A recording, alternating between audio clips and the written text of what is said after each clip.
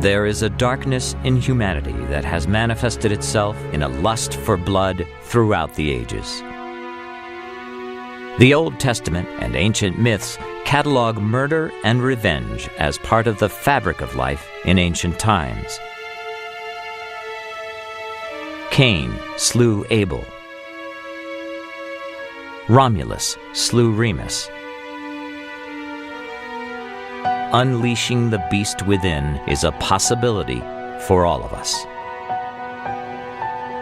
The decision to kill from passion or premeditation has often defined our world, past, present, and future. Wars have terrorized entire populations for thousands of years. The American West was home to ruthless killers who were idolized in fiction and folklore. Evil evolved to a hideous new form with the genocidal dictators of the 20th century, such as Hitler, Stalin, and Mao Zedong, who ordered the death of tens of millions.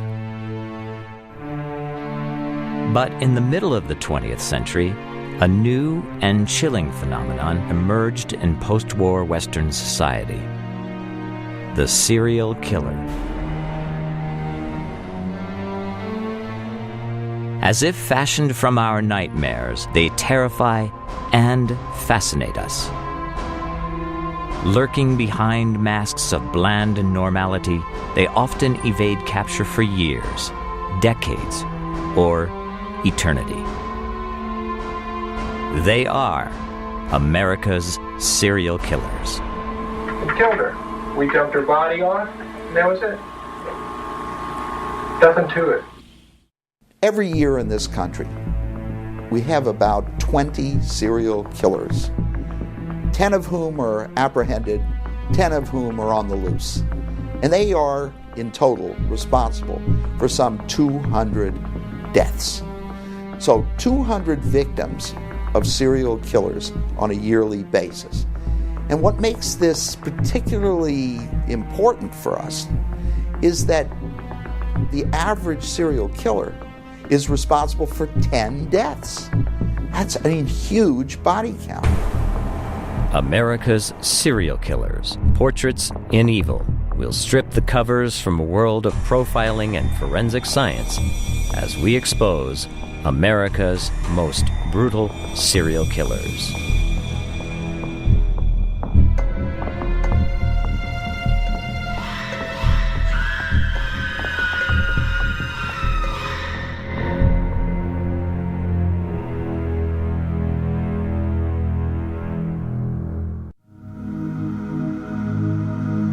Catching serial killers has proven to be one of the most difficult tasks facing law enforcement. Serial killers are the best at what they do and can go on killing for years without capture. H. Holmes, the Doctor of Death, killed hundreds in Chicago at the end of the 19th century. At the same time, Jane Toppan silently murdered 31 people in New England. After World War II, the Boston Strangler raped hundreds and killed 13 before capture. Ted Bundy killed as many as 45 women in 4 states spanning 2 years. John Wayne Gacy snatched 33 young men and boys from Chicago's streets before the stench of dead bodies in his basement unveiled his murderous lifestyle. California's freeway killers produced a roadside killing field from 1971 to 1983. And Henry Lee Lucas may have killed as many as 300 before his capture. Many murder cold cases are now believed to be the work of serial killers. Well, certainly a lot of cold case murders could be the product of serial killers. I have one right now from 1954 that I believe is one of the first victims of a serial killer. So before this phenomenon was identified, certainly there could be cases that were missed and thought to be just a single event, or maybe two events put together in the same town, where actually it's a series of events that have taken place over some distance and some time. A combination with DNA, plus the fact that more and more agencies are developing cold case squads. They are, to some extent, ironically, mimicking television, which I find interesting. But also there seems to be more pressure on the police department from survivors to, solve these cases, particularly if they see it solved on TV. So there's pressure from the public who watch these TV programs on television, and there's also some ideas that come across for the agencies themselves, which is a good thing. I guess that's something good the media's done.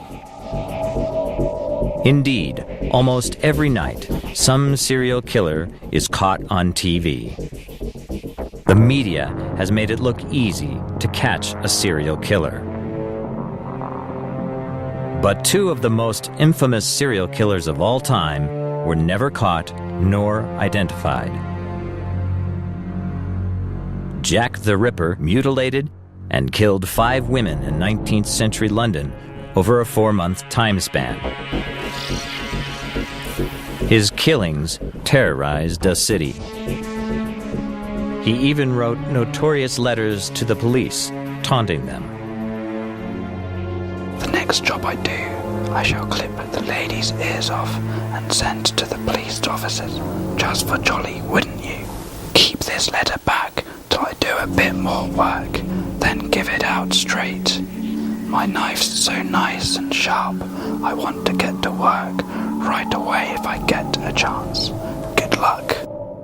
Jack played with them. You'll hear about Saucy Jack's work tomorrow. Double event this time. Number 1 squealed a bit. Couldn't finish straight off. Not the time for ears for police. In spite of a huge public outcry to nab this murderous fiend, in the end, he vanished into the night and was never caught nor identified. Similarly, the serial killer known as the Zodiac, who terrorized California's Bay Area in the 1960s, was never caught nor identified. He killed 6 people and wounded 2 others. His M.O. was daring daylight murders in public places. And, like the Ripper, he wrote letters and taunted the police. You will find the kids in a brown car. I shot them with a 9mm Luger. I also killed those kids last year. Goodbye. But in the end, after intense efforts by police and the press to bring him to justice, the Zodiac eluded capture and may still be alive today.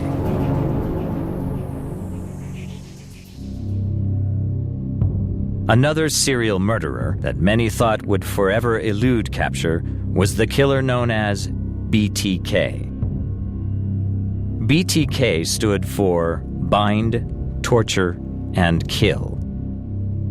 It was the AKA for a serial killer who murdered 10 victims between 1974 and 1991 in Wichita, Kansas, and then suddenly stopped. This case raised the question why it's been so hard for law enforcement to catch actual serial killers when it seems so easy on TV shows. The reasons will surprise and startle you. The 1991 movie, The Silence of the Lambs, made a star out of a sadistic but brilliant serial killer named Hannibal Lecter, the much-admired anti-hero of crime. But in reality, serial killers are anything but anti-heroes. At the bottom level, serial killing comes down to a really ugly, horrible, violent act about which nothing is funny, nothing is entertaining. nothing is charming, right? And it is a testament to the writers who created him and the actor who portrayed him that Hannibal Lecter pulls it off so incredibly successfully. But I think that, I'm sanguine about Hannibal Lecter. I think he's a great character. I don't feel a sense of anger that a serial killer is portrayed in some sort of way, because I think really we all understand. When you watch Wile E. Coyote getting blown up, an actual coyote isn't being injured, right? Okay, we understand that Hannibal Lecter is a character who has been created to play with our emotions and our intellect and our sense of humor, and he does it in an incredibly great way. But I think we all understand that the reality that underlies that is that serial murder isn't any of those things that he represents. In fact, serial killers not only cause incomparable suffering and terror for their victims, torturing them and cutting their lives short, but they also produce long-term pain and grief for the friends and relatives of the victims.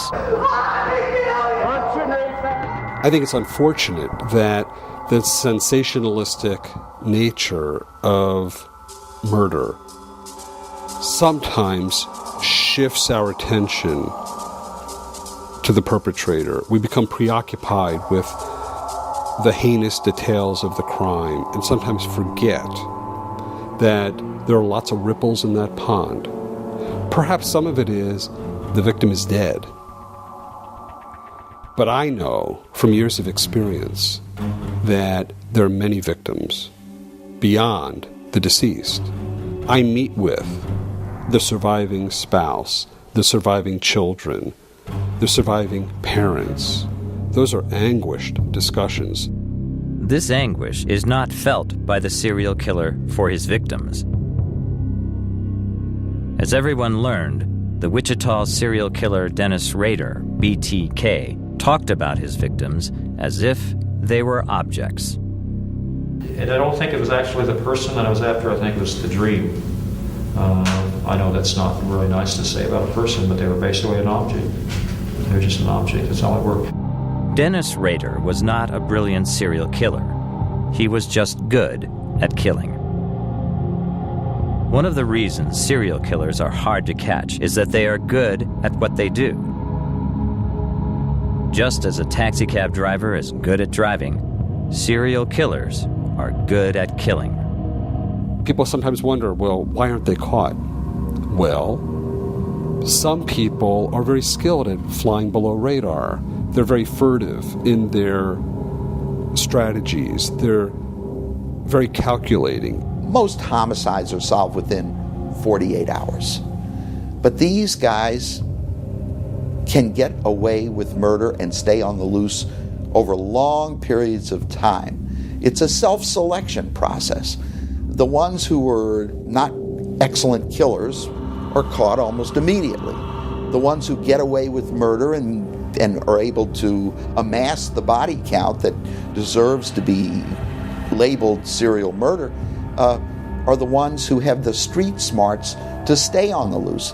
And of course, another way to think about this, in terms of prison versus outside, it's the less intelligent or dumb prisoners that are in prison.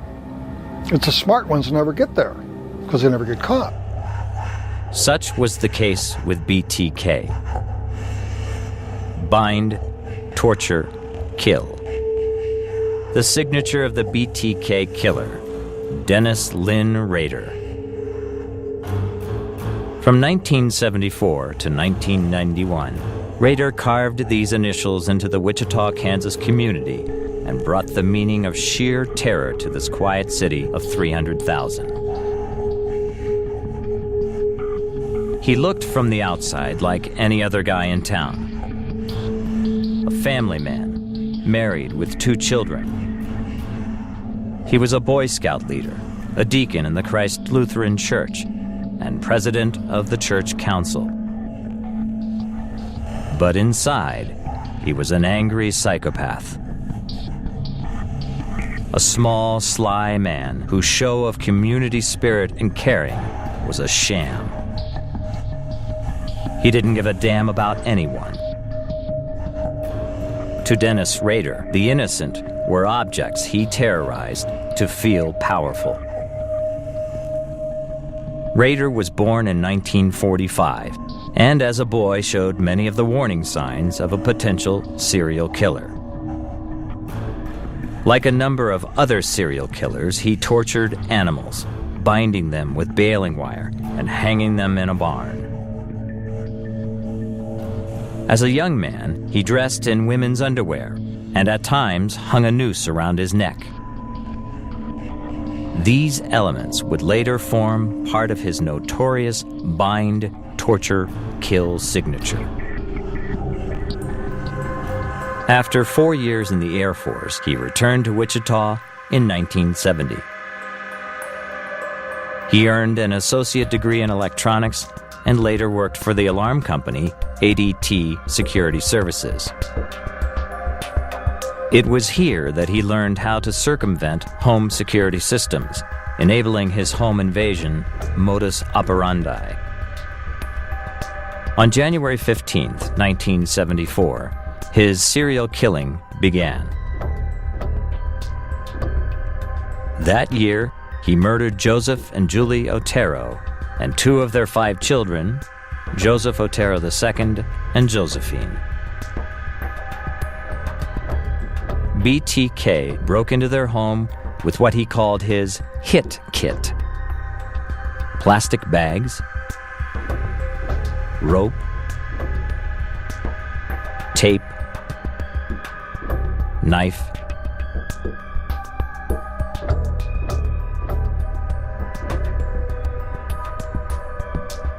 and gun. He held the Oteros at gunpoint while he tied them up. Next, starting with the father, he tortured them by first suffocating them with plastic bags and then finally killing them by strangulation with a ligature.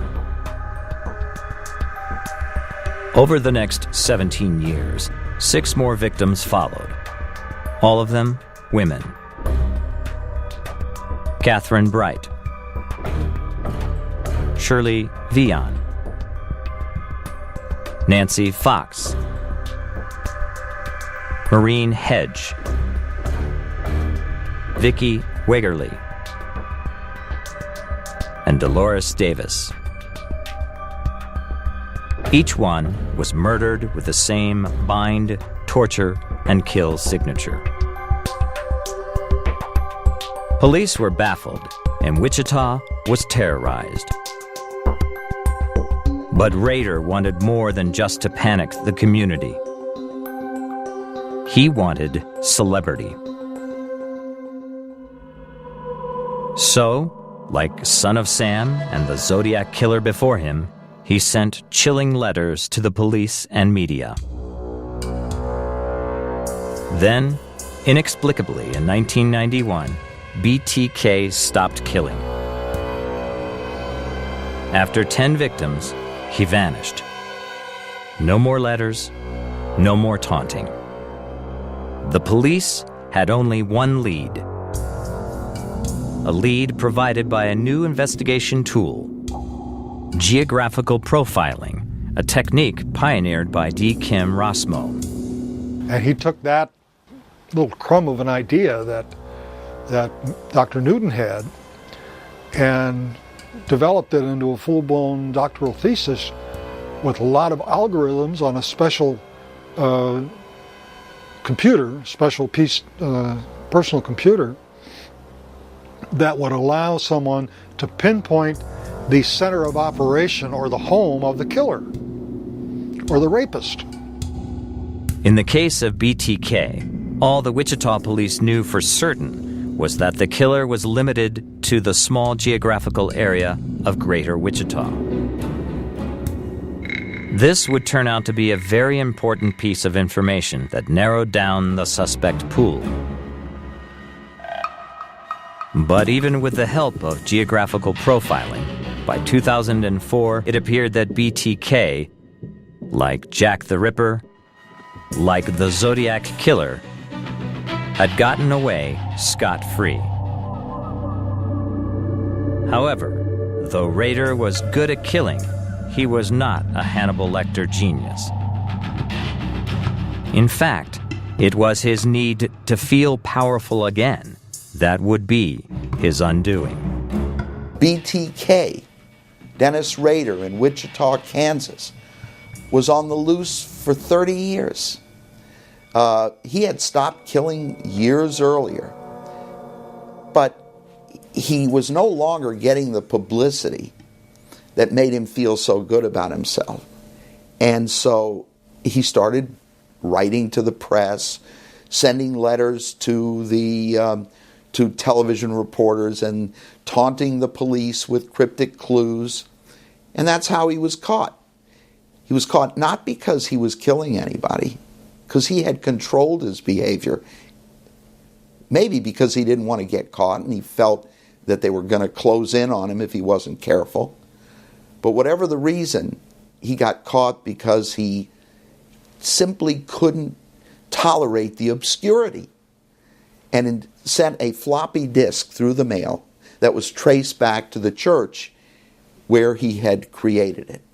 He didn't know, like a lot of other people who don't understand technology, that you can trace back the source of a floppy that is made on a PC desktop. Police now had a suspect. Their investigation had revealed that BTK owned a black Jeep Cherokee. Detectives spotted one in Rader's driveway, but they needed more. They compared DNA found at the crime scene of Vicki Wegerle with Dennis Rader's daughter's DNA. It was a familial match. Police closed in, and on February 25th, 2005, they arrested Dennis Rader. The infamous BTK killer was caught.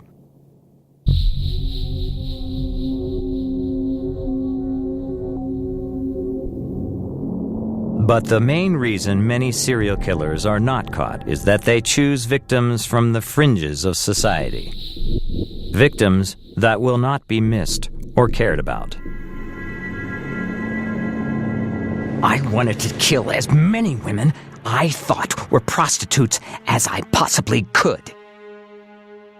These are the words of Gary Ridgway, also known as the Green River Killer.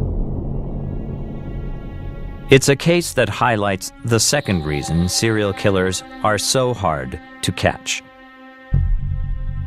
Serial killers kill people they don't know. For them, killing is the primary object. Unlike murders committed during the execution of a crime, such as a robbery or a drug deal, or murders of revenge or punishment, as in a mob hit, or murders that are crimes of passion. For serial killers, their murders stand alone. In this sense, anybody will do. That's what makes the serial killer so frightening. Anybody could be their next victim. Son of Sam shot and killed 6 strangers. The Boston Strangler murdered 13 women in the 1960s. And Ted Bundy brutally bludgeoned to death at least 45 women. Women he didn't know until the day of their death. All of these killers didn't know any of their victims. This makes them particularly hard to catch, as there is no relationship between a serial killer and his or her targets. Nothing to tie them together.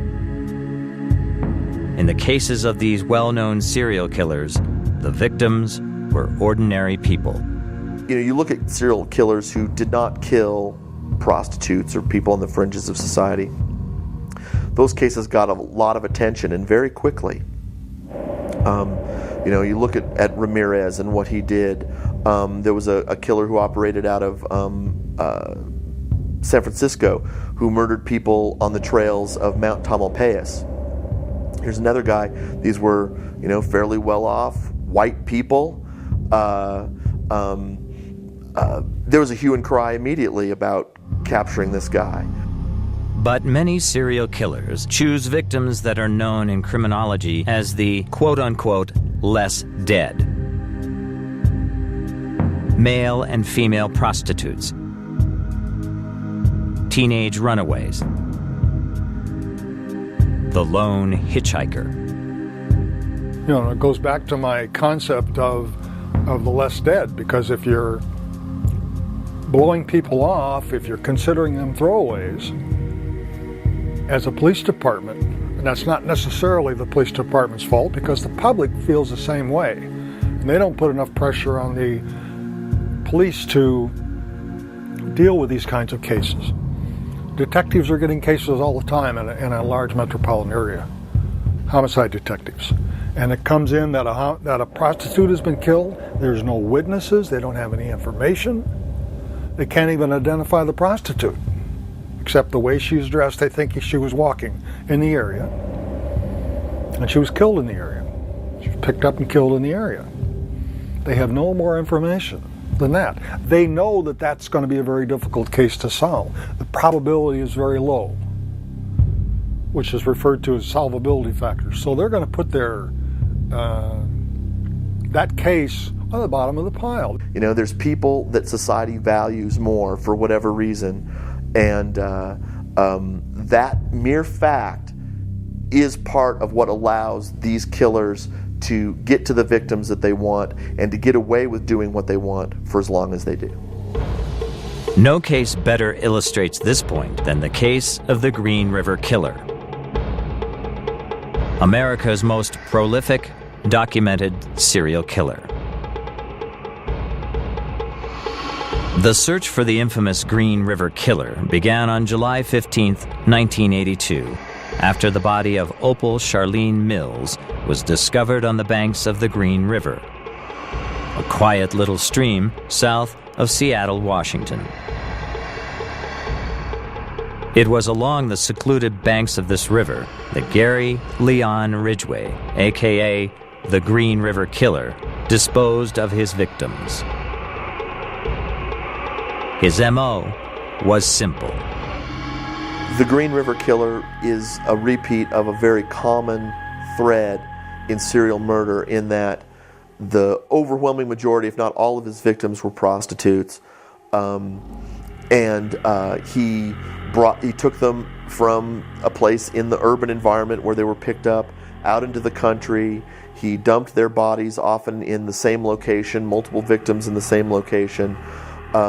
Because of, he evaded forensic, any discovery of forensic evidence by, depositing the bodies in places where they weren't immediately discovered, where time would allow, animal depredation and the decomposition of the victim, or he put them in water so that, potential evidence could be washed away.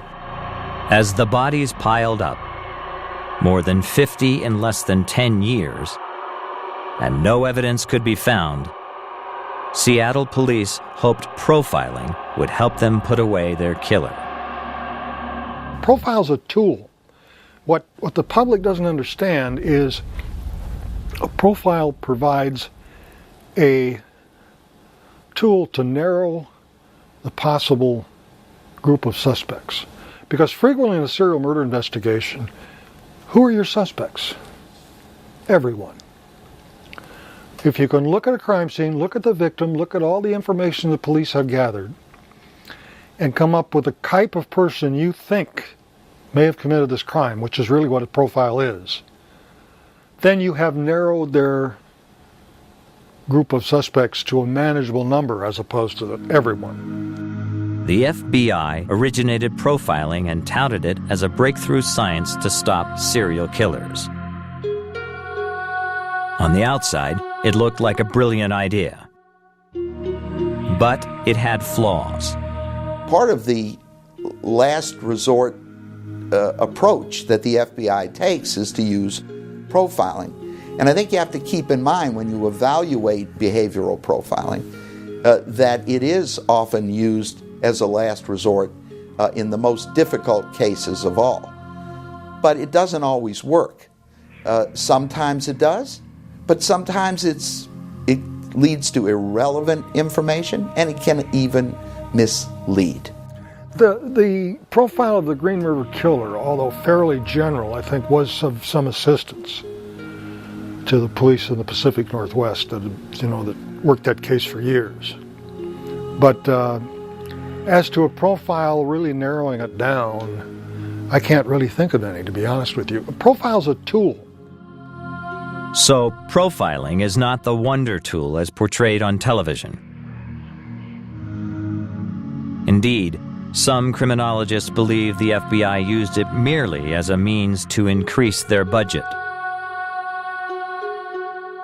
The real advances in serial killer capture turn out to be meticulous crime scene investigation and advances in forensic science, particularly the use of DNA. The changes that I've seen in forensic science are absolutely astounding. Back in the day, we used to collect blood at a scene and hopefully be able to type it and maybe come up with the killer's blood type, but it didn't really tell us who the killer was. We had something to match it to and it would be consistent with, but it wouldn't necessarily tell us who the killer was. Or you would have saliva or other bodily fluids left at a scene where you could determine if that person was a secretor or a non-secretor. Again, you can eliminate about a third of the population, but it still doesn't tell you who your suspect is. Now, especially with the advent of computers and the technology in DNA, those two things have vaulted us into the 21st, 22nd, 23rd century because of the things that we're able to do. And especially with DNA, it's technology that's changing almost daily. They're able to amplify DNA more so than they ever have been able to do. I've been able to get DNA, not me personally, but a lab that I use has been able to get DNA from bones that have been buried for 52 years, 53 years. They were able to get DNA from those bones, and not only get DNA, but to develop a profile from it. And so they're able to take that profile and enter it into a database so that if a maternal relative of that person is ever located and their DNA entered, it'll come up as a hit on that. So DNA is probably one of the biggest things that we rely on. One of the other things that's really coming along with DNA also is what's called touch DNA, and we're starting to do this more at property crime scenes, not just where there's blood or bodily fluids or anything like that. If you have fingerprints at a crime scene, you probably have DNA. And so you can take a photograph of that fingerprint and then swab that fingerprint and submit that to the lab and develop a DNA profile just from that fingerprint. In many ways, the future started with the Green River Killer case. DNA evidence proved the Seattle police case against Gary Leon Ridgway, the man they had for years suspected but could not nail for the murders. Well, signature in the Green River case was not really as important as DNA. As it turned out, as some suspected, including the profiler, Ridgway returned to his crime scenes fairly often, and in most instances had sex with corpses. In other words, he was a necrophiliac, and almost all of his victims. The final reason serial killers elude capture for so long is called linkage blindness. It is a little-known fact that America has the most complex and decentralized law enforcement jurisdiction system in the world. And these separate jurisdictions are often reluctant to share information. So when serial killers like Ted Bundy began roaming and murdering from Washington state to Florida, it created major problems for law enforcement. Tying his multiple murders together and deciding who had legal jurisdiction presented almost insurmountable problems. Most police jurisdictions are reluctant to involve the FBI in their investigations of serial murder. First of all, police want to take credit. And notoriously, one police department is unlikely to collaborate with another police department, whether it's at the local, state, or federal level.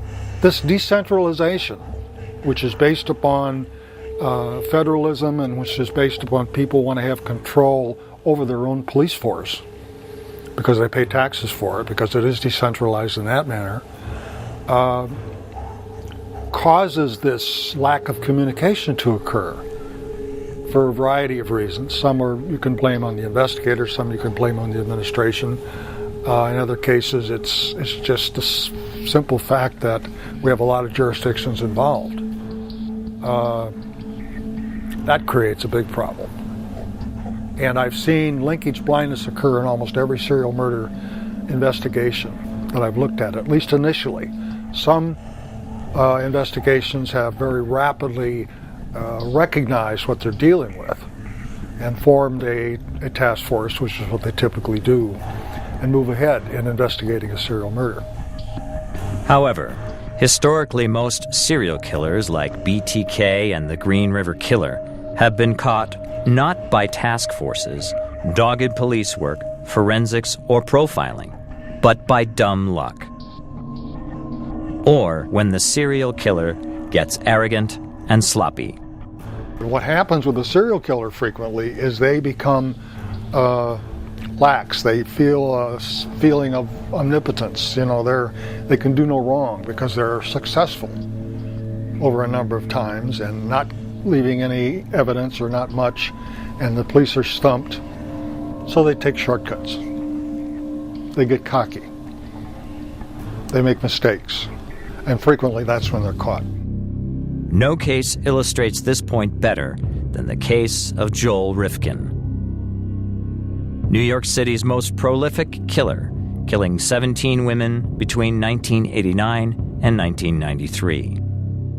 He didn't have a license plate on the back of his truck, a cab over. This was in New York. The state highway police chased him for a short period of time and pulled him over. And they were going to issue him a ticket, and they smelled something funny in the back. A cab over pickup. They went to the back and opened it, and there was a decomposing dead body in the back of the truck. Now he subsequently admitted to killing 17 women. Most of them prostitutes in the New York area, a lot of them stuffed in drums and buried or simply thrown into New Jersey Flats, a waste industrial area in New York, New Jersey area. And that was luck. Nobody knew that was going on. Nobody even knew that there was a serial killer involved with killing prostitutes at that time. However, the days of the American serial killer easily evading capture for years may be over. Inspired by the atrocities of earlier serial killers, a new breed of serial killer detective has arisen.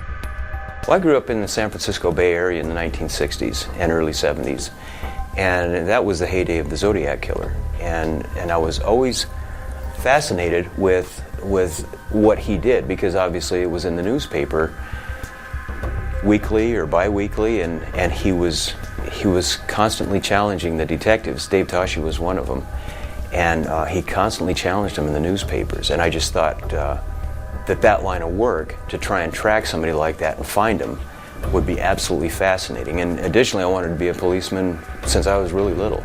So those two things, that fascination and the desire to do it, kind of led me to where I am now. Detective Steve Ainsworth is one of that new breed of serial killer detectives who cares about the victims first and foremost. He communicates with fellow law officials across the country and uses the latest in forensics, crime scene investigation procedures and techniques, and he pores over national criminal databases. One of the cases that I'm working on right now is a cold homicide from 1954, where a young lady was found naked and beaten, or she was reported as being beaten, on a creek bed up one of the canyons. She was buried ultimately as a Jane Doe, and no killer was ever identified, and she was never identified. Well, through the investigation, we've determined that she is possibly one of the first victims of Harvey Glattman, who was a serial killer in the late 1950s in Southern California. Harvey was investigated and interviewed and ultimately convicted by Pierce Brooks. This is the case right here, and this is the Jane Doe case. And if you want to, we can go back and take a look at where all of this takes place. Harvey Glattman was executed in 1959. And so everything that's known about him, or everything that's going to be known about him, at least up until now, is somewhere in the internet. And I've been able to obtain that through internet contacts, internet sources, and also through the court files. Almost all of that was available on here. There's another resource that we use called LEO Online. It's basically Law Enforcement Officer Online. And you can access not only different databases through that, but you can actually talk to homicide investigators throughout the country and really throughout the world as far as what your MO is, if you have the signature, if you have something that you haven't seen before. Like frequently we'll see people that will send out a photograph of a tattoo or a photograph of a tagging or something like that and say, does anybody know what this is, or does anybody know what this means? So between those two things that we talked about before, the computer and DNA, it's shot us, rocketed us into the 22nd century. And what about Detective Ainsworth's cold case? Potentially involving America's first signature serial killer, Harvey Glattman. Should his body count go up by one? Was it Glattman that killed her? Basically, judging from the interviews that were done with him, judging from his MO and from his signature and the way our victim was found, I believe very strongly that it was Harvey Glattman. I'm more confident of who the killer is than actually of who the victim is, because we still don't know who she is at this point. So many lost souls whose friends and families will never have closure. So many cold cases. So many victims of serial killers unknown and cases unsolved.